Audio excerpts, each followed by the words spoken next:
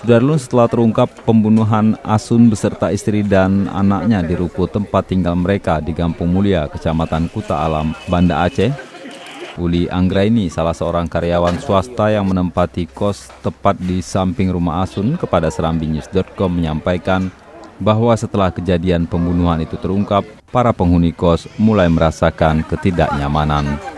Saat itu, penghuni mulai jarang pulang. Mereka memilih menginap di kos teman. Bahkan beberapa penghuni mulai meninggalkan kos tersebut karena mereka merasa ketakutan. Nggak pernah ngapain. Itu halusinasi gitu nggak? Enggak, sadar. Jadi teman-temannya udah pada pindah nih, berapa Udah orang? pada pindah dari 10 orang dan jadinya 6 orang. Ya Uli berapa lama udah tinggal di sini? Baru sih 2 minggu.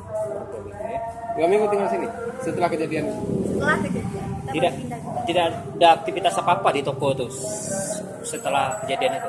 Aktivitas. Nah, maksudnya ada yang angkut barang nggak ada? Enggak ada. Mungkin ada sedikit terdengar suara-suara ini. Iya, suara-suara ada. Karena kan kosong ruangan kita juga. Jadi terdengar jelas kalau ada suara apa. Di Uli sendiri kerja di Di distributor. Dari Banda Aceh, Misran Asri, Serambion TV.